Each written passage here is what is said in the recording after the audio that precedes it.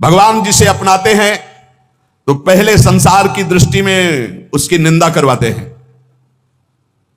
तैयार हो जाओ, मत जलन पैदा करो। ये निंदा क्यों होती है? ऊंचाई पर चढ़ाने के लिए। भगवान अपनी ऊंचाई पर जब चढ़ाते हैं भक्ति की, तो ये निंदा ही है, अपमान ही है, तिरस्कार है, विपत्ति है। भगवान जिसे अपनाते हैं, तुकाराम जी कह रहे हैं, पहली दृष्टि में उसकी निंदा कराते हैं, फिर ऐसा जगत बंद है। इनका खेल इनसे क्यों पूछे कोई, क्यों करते हो ऐसा? अब आराम से बैठे समुद्र के किनारे पर्णकुटी में भजन कर रहे हैं माधवदास बाबा। इतना आनंद भजन में आ रहा कि भिक्षा मांगने भी नहीं गए। ठाकुर जी स्वयं अपने भोग की थाल ले जाते हैं, और वो कोई विक्षेप न पड़े भजन में, इसलिए दरवाजे की तरफ पीठ की हुई ऐसे भजन में बैठे। बाबा दंडोत, कुछ नहीं बोले। ये भोग की थाल जगन्नाथ जी ने भेजा, आप पा लीजिए। तो इशारा कर दिया कि रख दीजिए, अभी भजन पूरा हो जाएगा तब पा लेंगे। और इशारा कर दिया कि बाद में ले जाना, हम धो के यहीं कुटिया के सामने रख देंगे। जब लोग देखा इतना सुंदर प्रसाद, सब प्रसाद पाया, मान धो करके समुद्र से ऐसे कुटिया पे रख दिया। अब वहां मचा के भोग की थाल गायब हो गई। कौन गायब किया, कैसे? सबको पता है कि जब भोग लगता है तो भोग लगाने वाले जो निज अंग पार्षद होते हैं बाहर बैठते हैं। कोई घुसा है नहीं, कहां से? किसी ने बताया कि माधवदास बाबा की कुटिया के सामने एक थाल, क्या वही भोग की थाल है? तब भाग के गए, देखा, बोले यही थाल। खूब डंडे से पिटाई की माधवदास बाबा। अब आप ये बताओ कि महाराज पहले सुंदर सुंदर भोग पवाते हैं और फिर डंडा चलवाते हैं। इनकी कैसी विचित्र लीला है। फिर किसी ने कहा कि आप ये तो विचार करो, ये तो यहां से जाते ही नहीं है, वहां कैसे पहुंच गए? तब पूछा कि तुम्हारे पास थाल कैसे है? तो बोले मुझे पता नहीं, कोई पीछे से बोला था कि भोग प्रसाद जगन्नाथ जी ने भेजा है, तो हमने पा लिया, पाके धोके। फिर उन क्षमा याचना की। अगली रात्रि में बहुत ठंडी से शरीर कांप रहा था, तो अपनी रजाई उड़ा दी।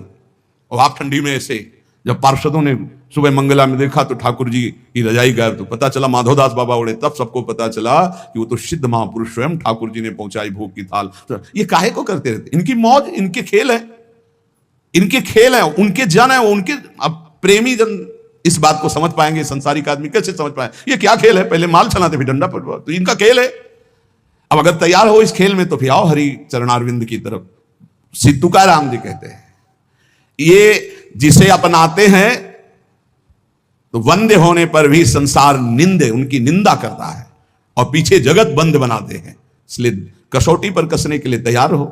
ऐसा वो क्यों बोला? क्योंकि हरि बुलवा रहे हैं। तो हरि क्यों बुलवा रहे हैं? तुम्हारा क्यों बोलने का अधिकार कैसे? तुम्हारा तन मन प्राण समर्पित है, तुम उनके सेवक हो, जैसे चाहे हो। वो चाहे सिंहासन पे बैठा है, चाहे रौंद दे चरणों से, उनके समर्पित है। अब क्या प्रश्न करना है? जोई जोई प्यारो करे सोई मोहि भाग। बोले वो प्यारो छोड़िए, नहीं तो तुम्हारे चश्मा कहां गया? सर्वान वस्तुतया निरीक्ष परम स्वाराध्य बुद्धिर्मम, प्रवचन के लिए है ये क्रूरापि पापिनो न च सताम संभाष्य दृश्याश्च, ये सर्वान वस्तुतया निरीक्ष परम स्वाराध्य बुद्धिर्मम। कहां गया तुम्हारा ये चश्मा? सर्वाध्य बुद्धिर्मम, मेरे आराध्य देव है। वहां बोले चूक हो, हाँ यही चूक सुहालो, कोई निंदा अपमान करने वाला और नहीं। कौन है? मेरा ठाकुर। मुस्कुरा के कि पहचान पाओ तो पहचान लो, और पहचान गए तो कह रहे जगत बंद है। जिसकी निंदा वही जगत बंद है। अंगीकार जाचा केला नारायणे, निंदते ही तेणे वंद केले। जिसे भगवान श्री हरि अंगीकार करते हैं, पहले विपत्ति, अपमान, तिरस्कार, निंदा करवाते हैं। चाहिए तैयार हो जाओ भाई। जैसे आर्मी में नहीं तैयार करते हैं, पानी से निकलना हो तो कैसे निकलोगे, रस्सी की इतनी ऊंचाई चढ़ना है, इतनी दौड़, इतनी लंबाई, इतना ये। ऐसे ही भगवत पार्षद पद है, निंदा, अपमान, तिरस्कार, इससे निकलना होगा। बोले हाँ तैयार, तो बोले चलो। तो कभी बढ़िया प्रशंसा, मान सम्मान, तो कभी अपमान, कभी सुख, कभी दुख, कभी लाभ, कभी हानि। इतना परिपक्व पार्षद, तब वो परम पद का अधिकारी होता है। नारायण ने जिनको अंगीकार किया, हरि ने जिनको अंगीकार किया, वो जगत बंद हुई, पर उनकी निंदा हुई, उनका अपमान हुआ, उनकी पिटाई भी हुई। ये इतिहास साक्षी। इसलिए तैयार रहो ना, हरि का आश्रय लिए हो, मजबूत बनाए जाओगे। पक्का तैयार रहो। हरि पार्षद हर बात के लिए तैयार रहे कि हम राजी हैं उसी में जिसमें तेरी रजा है मालिक। अरे बचपन से ऐसे ऐसे जंगल, ऐसे ऐसी जगह, ऐसे ऐसे रात्रि, सियार पास से बोल रहे हैं जिंदा खा जाए, उल्लू बोल रहे हैं, झप झप गंगा जी की धारा, और ऐसी आवाजें, सांप की फुसकार, और अंधेरे में कुछ दिखाई नहीं दे रहा। रात्रि पार करनी, न टार्च, न बिजली, न कुछ। वहां कौन है? हरि शरणम भगवान। आज तक कभी बीछी ने नहीं मारा, कभी सांप ने नहीं काटा, कभी किसी कीड़े ने नहीं काटा, कभी भूत प्रेत ने हमको कोई सताया नहीं, कभी कोई कहीं कुछ नहीं। अगर हम भूखे रहे तो इतना आनंद प्रदान किया हरि ने, कदम कदम पर सुख प्रदान किया। नहीं, डरना नहीं, भगवत मार्ग में डरना बनाया। अभय किस बात से? अगर तुम्हें चाहिए ना कि अभी तुम मर जाओ, तो हम जीना क्यों चाहें? तुम चाहते हो कि अभी तुम्हारी निंदा हो, तो हम प्रशंसा क्यों चाहेंगे मालिक? आप जैसे राजी रहोगे। आप चाहते हो अस्वस्थ रहो, तो हम स्वस्थ रहना क्यों चाहेंगे? आपकी चाह के विपरीत कोई त्रिभुवन में कदम रख नहीं सकता। हमारी वाणी से आप ही बोलते हो, हमारे कदम आपके ही शक्ति से चलते हैं, हम आपकी ही दृष्टि से दिखाई देख रहे हैं। हमारा अस्तित्व क्या है, हमारा तन मन प्राण सब कुछ आपका है। अब नाथ जैसा खेल खेलो। जैसे ये कपड़ा दे दिया, हम इसको पैर में बांध ले, हम सर में बांध ले, वो हमारी इच्छा। ऐसे हमने अपने जीवन को प्रभु को दे, अब चाहे पैरों से रौंदा दे, चाहे आप पुजवा दे, ये उनका खेल है। भक्त को चाहिए कि ये तैयारी कर ले।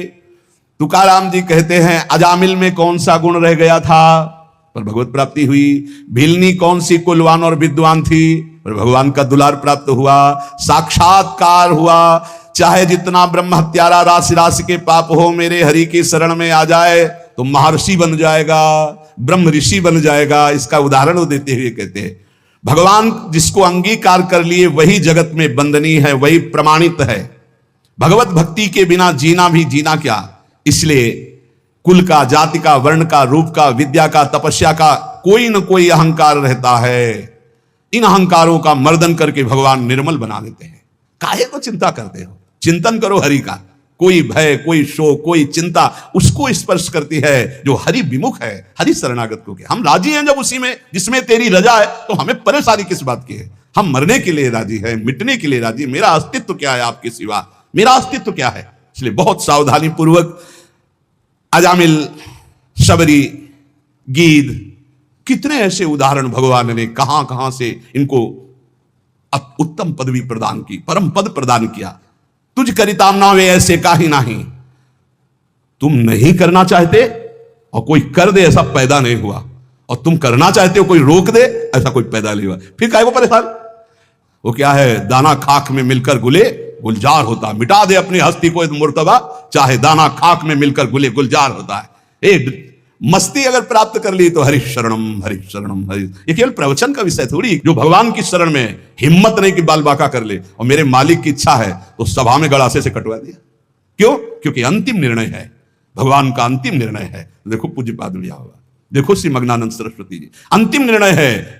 अजय अमोघ शक्ति संपन्न भीष्म जी को 6 महीना बाणों की सैया पर, मालिक का विधान सारा आंखों पर, वो खेल करता है और हम उसके जमूरे हैं। जैसा इशारा होगा वैसे खेल खेलना है। वो बोले हमसे ताल ठोको तो ताल ठोक देंगे, बोले हमारे आगे घुटने टेको तो घुटने टेक देंगे। हमारे लिए ताल ठोकना और घुटने टेकना दोनों बराबर है, क्योंकि हम आपके लिए है ना। ताल ठुकवाई और विजयी और घुटने टेकवाई और हार स्वीकार करवाई, ये दोनों में हमें अपने स्वामी को देखना है, अपने प्रीतम को देखना है। तुकाराम जी कहते हैं, इस शब्द को याद रखना, तुझ करिताम नवे ऐसे काहि नहीं। तुम जो चाहते हो उसे कोई मिटा दे, ऐसा कोई पैदा नहीं हुआ। बस हमको ये बात ध्यान रखनी है हम सबको कि अगर मेरे स्वामी मुझे दुख में रखना चाहते हैं तो ऐसे सुख को आग लगे। अगर मेरे स्वामी का विधान है कि अपमान हो, निंदा हो, जय जयकार आपकी, खूब निंदा अपमान का। हमारा अस्तित्व क्या है? हमारा अस्तित्व आप हो और आप जिसमें राजी उसमें हम राजी। तो भक्त को दुख किस बात का?